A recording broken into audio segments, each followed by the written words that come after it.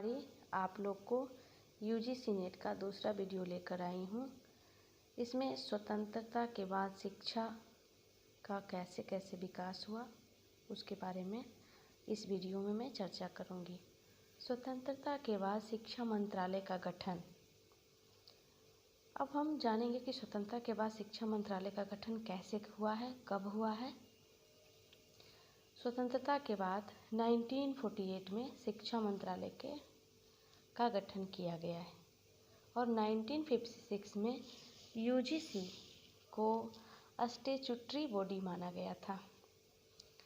ठीक 1959 ईस्वी 1959 में शिक्षा मंत्रालय को हम दो भाग में बांटे। जो पहला भाग है वो शिक्षा मंत्रालय के नाम से जाना जाता है और दूसरा भाग जो है वो वैज्ञानिक शोध एवं सांस्कृतिक कार्य मंत्रालय के नाम से जाना जाता है। 1985 में शिक्षा मंत्रालय का पूरा नाम बदलकर MHRD ministry of human resource development रखा गया। Structure of higher education in India.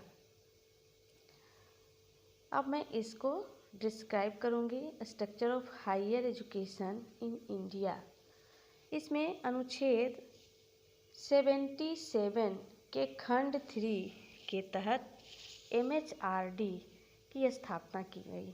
कब की गई? तो अनुच्छेद 77 के खंड 3 के अंतर्गत MHRD की स्थापना की गई। MHRD मतलब ministry of human resource development.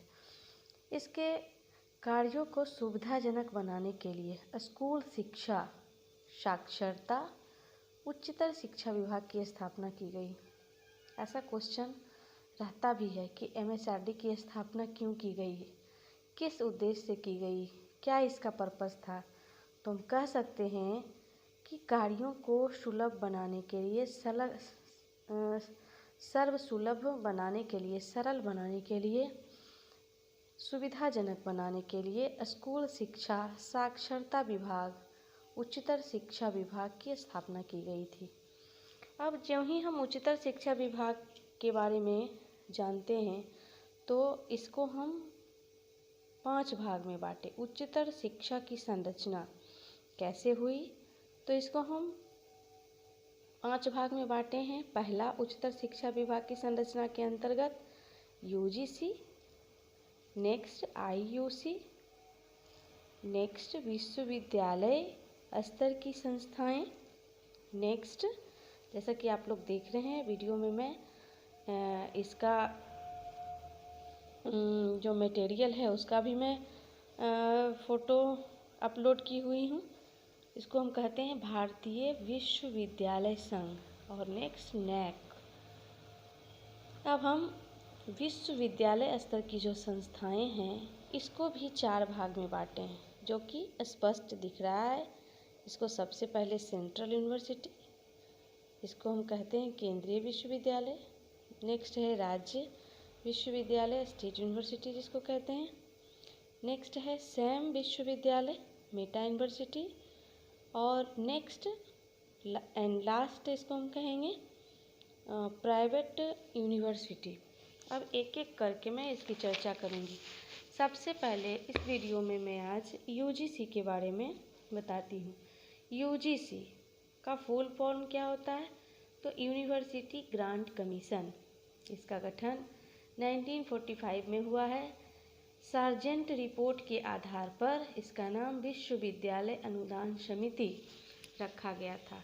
ये क्वेश्चन पूछता है कि किसके रिपोर्ट के आधार पर सार्जेंट, तो हम कहेंगे सार्जेंट रिपोर्ट के आधार पर यूजीसी का नाम क्या रखा गया? विश्वविद्यालय अनुदान समिति। और 1953 को राधा कृष्णन कमीशन की सिफारिश पर इसका नाम बदलकर यूजीसी यानी कि विश्वविद्यालय ज्ञान आयोग कर दिया गया। पहले सार्जेंट रिपोर्ट के आधार पर क्या था? विश्वविद्यालय अनुदान समिति था, लेकिन राधा कृष्णन कमीशन की सिफारिश पर इसका नाम विश्वविद्यालय ज्ञान आयोग कर दिया गया।